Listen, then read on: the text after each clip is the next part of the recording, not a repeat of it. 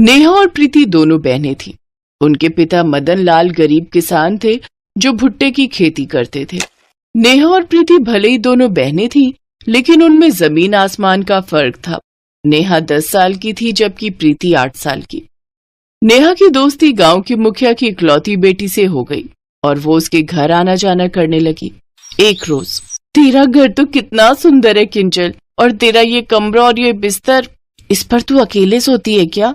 हाँ, क्यों, तू अकेले नहीं सोती क्या? नहीं यार, हमारे यहाँ तो ले देकर एक ही कमरा है जिसमें मैं और मेरी बहन पलंग पर और माँ बाबा नीचे जमीन पर चटाई बिछाकर सोते हैं। क्या तो तुम्हें नींद भी आती है या नहीं? उस दिन के बाद से सच में नेहा को चैन की नींद नहीं आई। वो अपनी बहन के साथ रात को खाट पर सोई थी। तभी नेहा ने एक जोरदार लात प्रीति को मारी। आह! प्रीति दर्द से चिल्लाई।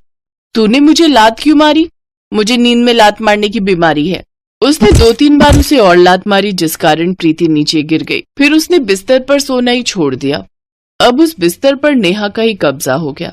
इसी तरह मुझे सब कुछ चाहिए, गाड़ी, बड़ा घर, पैसा, सब कुछ। नेहा किंजल की दोस्ती और ज्यादा बढ़ गई। नेहा हर समय किंजल की अमीरी को देखकर लालची बनती गई। एक रोज मदन लाल के भुट्टे अच्छे बिक गए, जिससे उसकी कमाई उस दिन ठीक हुई। आज कमाई अच्छी हुई, दोनों बच्चियों के लिए नए कपड़े ले लेता हूँ। मदन लाल 2 फ्रॉक लेकर घर आया, जिसे देखकर नेहा ने कहा, ये तो कोई सस्ती सी फ्रॉक है, कुछ महंगी सी ले आते। बाबा हमारे लिए इतने प्यार से लाए हैं, ये तो मेरे लिए सबसे सुंदर फ्रॉक है। तू ना गरीब सोच रखती है तो हमेशा गरीब ही रहेगी। अरे रिया को देख, कितने महंगे कपड़े पहनती है, तभी तो वो अमीर है। बेटा, उसका बाप 2 नंबर का काम करता है, इसलिए वो अमीर है। तो आप भी करो ना, किसने रोका है? और कब तक ये 2 रुपए का भुट्टा बेचते रहोगे? खुद तो गरीब रह गए, हमारी जिंदगी भी गरीबी में कटवा दोगे। नेहा की ये बात मदन लाल के दिल पर लग गई, लेकिन उसने कुछ नहीं कहा। ऐसे ही समय बीता और नेहा ज्यादातर समय किंजल के साथ बिताती और उसी के जैसा बनने की कोशिश करती। ऐसे ही समय बीता और दोनों जवान हो गए। नेहा ने एक अमीर बॉयफ्रेंड बना लिया जो कि किंजल का ही दोस्त था। कुछ समय बाद नेहा की माँ की मौत हो गई। समय के साथ मदन लाल भी बूढ़े होते गए और काफी बीमार रहने लगे। अब प्रीति ही अपने पिता के भुट्टे बेचने का काम करती।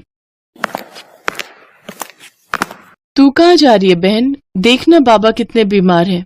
तो तू है तो देखभाल कर, तुम गरीबों के पास तो डॉक्टर के पास जाने के भी पैसे नहीं होंगे। नेहा गुस्से में चली गई। तभी लड़खड़ाती हुई आवाज में मदन लाल बोला, मेरी बच्ची, मेरे पास ज्यादा समय नहीं है। मैं बस तुझसे ये कहना चाहता हूँ कि मेरे जाने के बाद तू मेरे भुट्टे के खेत का ख्याल रखना। कुछ ही देर में उसने दम तोड़ दिया।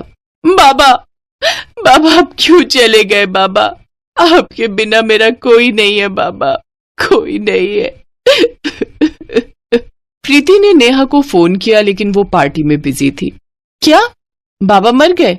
चल सही है, वैसे भी बूढ़ा बेकार में खाट संभाले पड़ा हुआ था।